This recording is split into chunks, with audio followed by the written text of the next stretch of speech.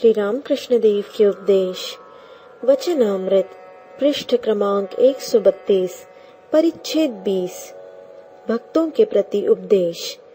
बाबूराम आदि के साथ स्वाधीन इच्छा के संबंध में वार्तालाप। श्री तोतापुरी का आत्महत्या का संकल्प। श्री रामकृष्ण तीसरे प्रहर के बाद दक्षिणेश्वर मंदिर के अपने कमरे के पश्चिम वाले बरामदे में वार्तालाप कर रहे हैं। साथ बाबूराम, मास्टर रामदयाल आदि हैं। दिसंबर 1882 ईस्वी सन। बाबूराम, रामदयाल तथा मास्टर आज रात को यहीं रहेंगे। बड़े दिनों की छुट्टी हुई है। मास्टर कल भी रहेंगे। बाबूराम नए नए आए हैं। श्री रामकृष्ण भक्तों के प्रति। ईश्वर सब कुछ कर रहे हैं, यह ज्ञान होने पर मनुष्य जीवन मुक्त हो जाता है। केशव सेन शंभू मल्लिक के साथ आया था। मैंने उससे कहा, वृक्ष के पत्ते तक ईश्वर की इच्छा के बिना नहीं हिलते। स्वाधीन इच्छा है कहाँ, सभी ईश्वर के अधीन है। नंगा। श्री तोतापुरी श्री रामकृष्ण देव के वेदांत साधना के गुरु नागा संप्रदाय के होने के कारण श्री रामकृष्ण उन्हें नंगा कहते थे। नंगा उतने बड़े ज्ञानी थे, वे भी पानी में डूबने गए थे। यहाँ पर 11 महीने रहे। पेट की पीड़ा हुई, रोग की यंत्रणा से घबराकर गंगा में डूबने गए थे। घाट के पास काफी दूर तक जल कम था। जितना ही आगे बढ़ते हैं घुटने भर से अधिक जल नहीं मिलता।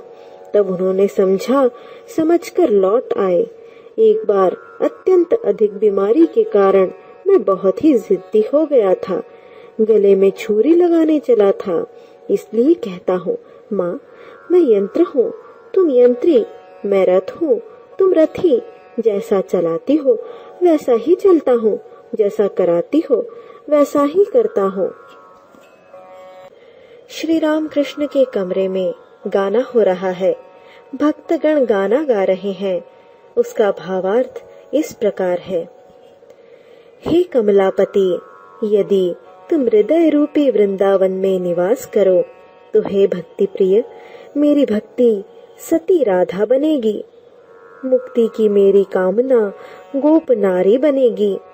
देह नंद की पुरी बनेगा और प्रीति माँ यशोदा बन जाएगी। हे जनार्दन, मेरे पाप समूह रूपी गोवर्धन को धारण करो। इसी समय काम आदि कंस के 6 चरों को विनष्ट करो।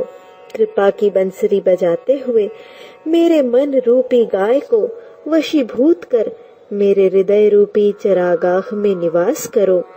मेरी इस कामना की पूर्ति करो, यही प्रार्थना है। इस समय मेरे प्रेम रूपी यमुना के तट पर आशा रूपी वट के नीचे कृपा करके प्रकट होकर निवास करो।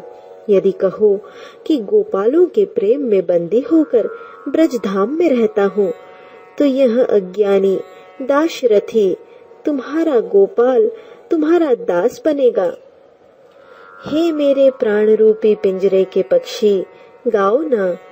ब्रह्म रूपी कल्पतरु पर बैठकर हे पक्षी, तुम प्रभु के गुण गाओ ना। और साथ ही धर्म, अर्थ, काम, मोक्ष रूपी पके फलों को खाओ ना। नंदन बागान के श्रीनाथ मित्र अपने मित्रों के साथ आए हैं। श्री रामकृष्ण उन्हें देखकर कहते हैं, यह देखो, इनकी आंखों में से भीतर का सब कुछ दिखाई पड़ रहा है। खिड़की के कांच में से जिस प्रकार कमरे के भीतर की सभी चीजें देखी जाती हैं। श्रीनाथ, यज्ञनाथ, ये लोग नंदन बागान के ब्राह्म परिवार के हैं। इनके मकान पर प्रतिवर्ष ब्राह्म समाज का उत्सव होता था। बाद में श्री रामकृष्ण उत्सव देखने गए थे। सायंकाल को मंदिर में आरती होने लगी। कमरे में छोटे तखत पर बैठकर श्री रामकृष्ण ईश्वर चिंतन कर रहे हैं। धीरे धीरे भाव मग्न हो गए। भाव शांत होने पर कहते हैं, माँ उसे भी खींच लो, वह इतने दीन भाव से रहता है, तुम्हारे पास आना जाना कर रहा है। श्री रामकृष्ण भाव में, क्या बाबूराम की बात कह रहे हैं? बाबूराम, मास्टर, रामदयाल आदि बैठे हैं। रात के 8-9 बजे का समय होगा। श्री रामकृष्ण समाधि तत्व समझा रहे हैं। जड़ समाधि, चेतन समाधि, स्थित समाधि, उन्मना समाधि। विद्यासागर और चंगेज खान, क्या ईश्वर निष्ठुर है? श्री राम कृष्ण का उत्तर, सुख दुख की बात चल रही है, ईश्वर ने इतना दुख क्यों बनाया? मास्टर, विद्यासागर प्रेम कोप से कहते हैं, ईश्वर को पुकारने की क्या आवश्यकता है? देखो, चंगेज खान ने जिस समय लूट मार करना आरंभ किया, उस समय उसने अनेक लोगों को बंद कर दिया। धीरे धीरे करीब 1 लाख कैदी इकट्ठे हो गए। तब सेनापतियों ने आकर कहा, हुजूर, इन्हें खिलाएगा कौन? इन्हें साथ रखने पर भी हमारे लिए विपत्ति है, क्या किया जाए? छोड़ने पर भी विपत्ति है। उस समय चंगेज खान ने कहा, तो फिर क्या किया जाए? उनका वध कर डालो। इसलिए कचाकच काट डालने का आदेश हो गया। इस हत्याकांड को तो ईश्वर ने देखा, कहा, निवारण भी तो नहीं किया। वे हैं तो रहे, मुझे उनकी आवश्यकता प्रतीत नहीं होती। मेरा तो कोई भला नहीं हुआ। श्री राम कृष्ण, क्या ईश्वर का काम वे किस उद्देश्य से क्या करते हैं समझा जा सकता है? वे सृष्टि, पालन, संहार सभी कर रहे हैं। वे क्यों संहार कर रहे हैं, हम क्या समझ सकते हैं? मैं कहता हूँ, माँ, मुझे समझने की आवश्यकता भी नहीं है।